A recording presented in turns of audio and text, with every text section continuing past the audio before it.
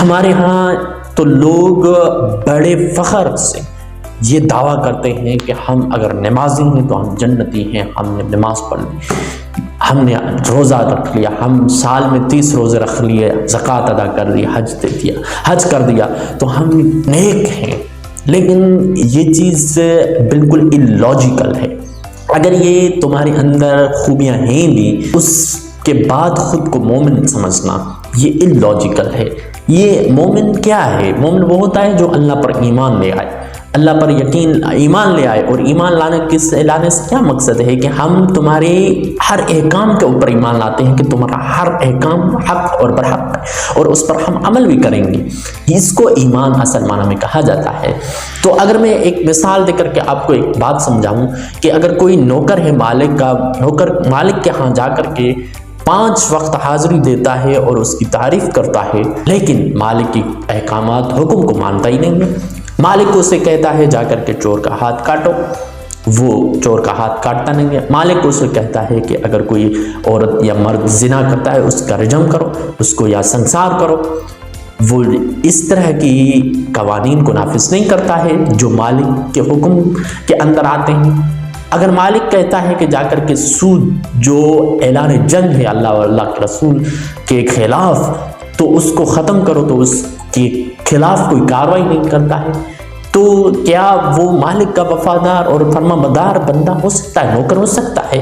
جبکہ وہ 5 وقت مالک کی دربار میں آ کر کے حاضر ہو کر کے مالک کی تعریف بھی کر رہا ہے، مالک کی یہ بھی دعویٰ کرتا ہے کہ میں اس کا فرمانبردار نوکر ہوں، اس کا غلام بندہ ہوں، تو کیا مالک اس سے راضی ہوگا، اس سے خوش ہوگا کہ میں تجھے جو حکم دیتا ہوں، جو تجھے کہتا ہوں وہ نہیں کرتا، اور میرے پاس آ کر کے میری تعریف کے باندھتے ہو، میں تم سے خوش ہو جاؤں گا؟ بالکل بھی نہیں مالک خوش ہوگا۔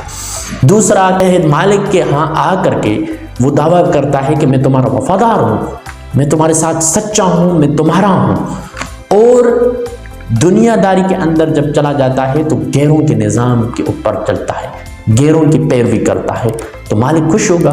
مالک تو یہ سمجھے گا کہ یہ کہ منافق کے سامنے آ کر کے مجھے یہ فیل کرواتا ہے کہ میں تیرا ہوں، بلکہ اندرونی اور عملی طور پر یہ غیروں کا غلام ہے، یہ غلامی کر رہا ہے غیر اللہ کی، تو کیا مالک اس سے نوکر سے خوش ہوگا؟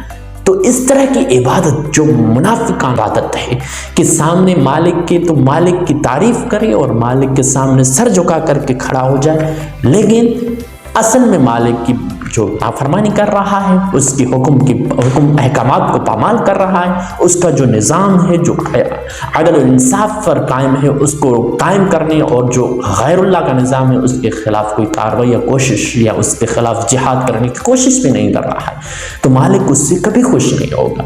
وہ سسٹم ہی ہوتا ہے جس کے بنیاد پر انصاف اور عدل قائم ہو سکتا ہے، سسٹم کے ہی بنیاد پر جو آپ کی اخلاقیات کی عمارت ہوتی ہے کھڑی ہوتی ہے۔ اگر آپ سسٹم کو نکال دیں، اگر آپ معاشرے کے اندر غلط نظام کو رائج کر دیں، تو وہ معاشرہ کبھی بھی اخلاقیات کے پیرامیٹرز پر پورا نہیں اترے گا، اس معاشرے کے اندر کبھی انصاف اور عدل اور ایمانداری قائم نہیں ہو سکے گی، کیونکہ اس کی جو بنیاد ہے، اس کی جو جڑ ہے وہی خراب ہے۔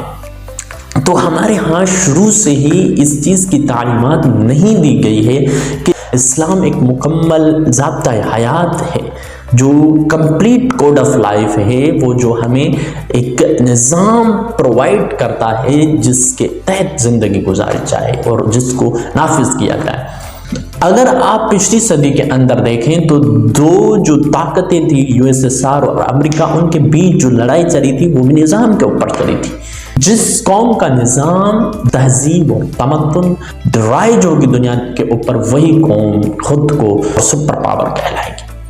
اگر جو مفتوح قوم ہوتی ہے وہ فاتح کے نیچے آ کر کے اسی کی سسٹم، اسی کے قوانین، اسی کی تہذیب اور تمدن کو اپناتی ہے اور اس پر فخر کرتی ہے، جس طرح سے پاکستانی قوم ہے کہ ویسٹرن کلچر کو فالو کرتے ہوئے فخر محسوس کرتی ہے، اس قدر احساس کمتری کی شکار بن چکی ہے کہ اگر ہم اپنی زبان میں بولتے ہیں تو شرمسار فیل کرتے ہیں، اور اگر انگریزی میں بولتے ہیں تو فخر محسوس کرتے ہیں کہ ہم کیوں دوسروں کی زبان میں بول رہے ہیں اور دوسروں کی غلامی کر رہے ہیں، دوسروں کے کلچر اور تہذیب التمدن کو اور نظام کو اپناتے ہیں، جب انسان کو اللہ تبارک و تعالیٰ نے خلیفۃ الارض بنا کر کے یہاں بھیجا ہے کہ اللہ کی جا کر کے دنیا میں حکومت قائم کرو۔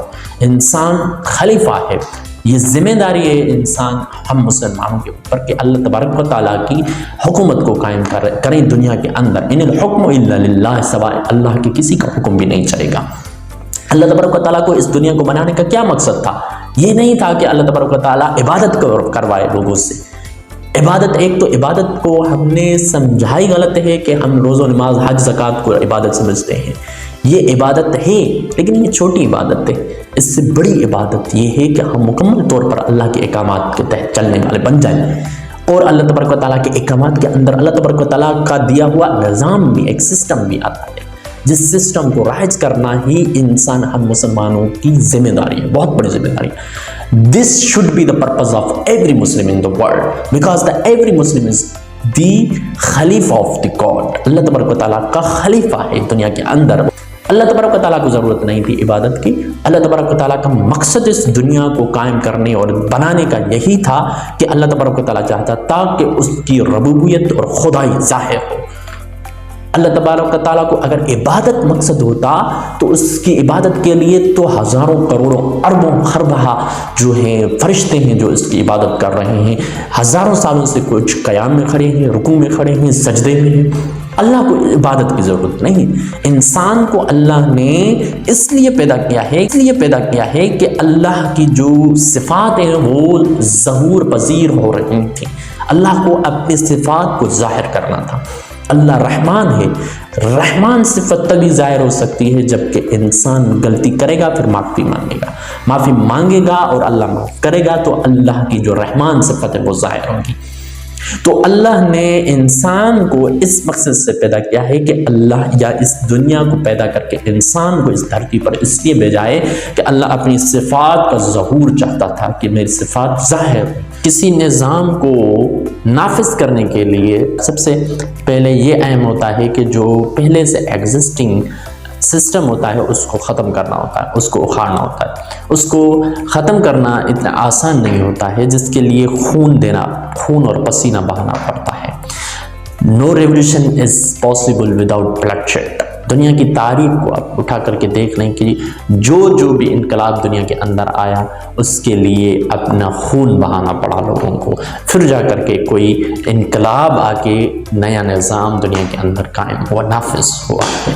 آپ امریکن ریولوشن دیکھیں، فرینچ ریولوشن، بلشوک رشیا کے اندر 1917 کے اندر ریولوشن دیکھیں، چائنا کے اندر، یا آپ ایران کے اندر دیکھیں، تو آپ کو یہ دیکھنے کو ملے گا کہ لوگوں نے جب تک اپنا خون نہیں بہایا تب تک یہ پاسبل نہیں ہوا کہ پہلے سے جو ایک ایکسپلائٹیو سسٹم تھا اس کو جڑ سے اکھاڑنے میں کامیاب نہ ہوئے۔ اس برے صغیر کے اندر رہنے والے لوگ وہ قوم ہے کہ ہزاروں سالوں سے جو غلام رہی ہے، وہ انگریزوں کے غلام تھی۔ اس سے پہلے افغانستان سے آنے والے جو حکمران تھے، جو حملہ ور تھے، ان کے غلام رہے ہیں۔ تو صدیوں سے غلام رہنے کے سبب ان کی جو ذہنیت ہے غلامانہ ہو گئی ہے۔ یہ پاکستانی قوم غلام ابن غلام ہے، یعنی کہ ان کے باپ دادا کے باپ دادا کے باپ دادا بھی غلام تھے، تو وہ اس غلامی کے اندر رہنے کے عادی ہو چکے ہیں کہ اب وہ کوئی چینج نہیں چاہیے، کیونکہ چینج ہمیشہ تھوڑا تکلیف دہ، اذیت ناک ہوتا ہے۔ بھلے ایگزسٹنگ سسٹم کتنا بھی ایکسپلائٹیو ہو، ان کو اس سے فرق نہیں پڑتا۔ یہ چیز ان کے لیے کافی ہوتی ہے کہ ہمارا پیٹ بھرا رہے، ہماری جو ضرورتیں ہیں وہ پوری ہوتی رہیں، ان کے لیے کافی ہوتا ہے۔ کیونکہ غلام کی جو سائیکولوجی اس طرح سے ہوتی ہے کہ وہ بھلے مفتوح ہی رہے لیکن اس کی جو ایک سروائیول ہے وہ قائم اور دائم رہے۔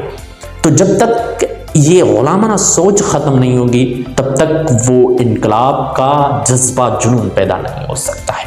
پاکستان اس وقت تمام برے حالات سے گزر رہا ہے، تمام بد سے بدتر حالات سے گزر رہا ہے، لیکن اس وقت بھی ان لوگوں کے اندر سجاگی نہیں آئے گی یا یہ کوشش نہیں کریں گے کہ ہمارے حالات بدلیں، یہ ہمارے اوپر جو ایکسپلائٹیٹیو سرمایہ دارانہ جاگیردارانہ نظام ہمارے اوپر نافذ ہے اس کو ختم کرنے کے لیے سجاگ نہیں ہوں گے۔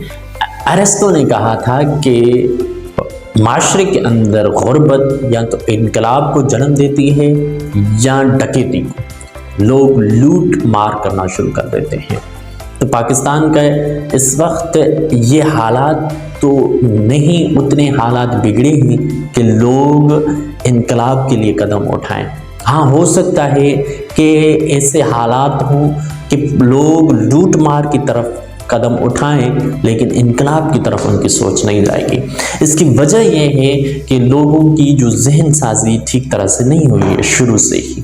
صدیوں سے غلام ہونے کے سبب ان کے اندر یہ غیرت یا یہ ایک جذبہ حکمرانی کا یا حکومت رول کرنے کا جذبہ یا ان کے اندر یہ جو کانفیڈنس ہے ختم ہو چکا ہے۔ وہ یہ سمجھتے ہیں کہ بس ہمارے باپ دادا بھی غلام تھے، ہم بھی غلام ہی رہیں گے اور اسی طرح سے زندگی کٹ جائے، بس زندگی کٹ جائے، گزر جائے، یہی کافی ہے۔ تو ان کی جو ذہنیت کو بدلنے کی ضرورت ہے وہ ہوگی ایجوکیشن کے تھرو، کہ ان کو ذہن کو بدلا جائے، پہلے کہ ان کو اس چیز کا تاثر دیا جائے کہ ان کے اندر ایک کانفیڈنس پیدا کیا جائے کہ تم بھی دنیا کے اوپر حکومت کر سکتے ہو۔ علامہ اقبال نے بھی اسی بات پر زور دیا تھا۔ علامہ اقبال کی شاعری کے اندر بھی آپ اس چیز کو دیکھیں گے کہ علامہ اقبال بھی نوجوانوں کو اس چیز کا درس دیتے گئے، اس چیز پر موٹیویٹ کرتے گئے کہ عقل ہے سپر تیری، عشق ہے شمشیر تیری، میرے درویش خلافت ہے جہانگیر تیری۔ میرے درویش دنیا کی حکومت کرنے کے لیے پیدا ہوا ہے۔ چین و عرب ہمارا، ہندوستان ہمارا، مسلم میں ہے ہم، سارا جہاں ہے ہم، کہ ہم مسلمان پوری دنیا پر حکومت کرنے کے لیے پیدا ہوئے۔ یہ کانفیڈنس نہیں ہے، یہ کانفیڈنس ختم ہو چکا ہے۔ تو اس لیے ہم مسلمان بارڈروں کے اندر محدود ہو چکے ہیں، اسی وجہ سے کہ مسلمان احساس کمتری کا شکار بن گئے، ان کے اندر کانفیڈنس ختم ہو گیا۔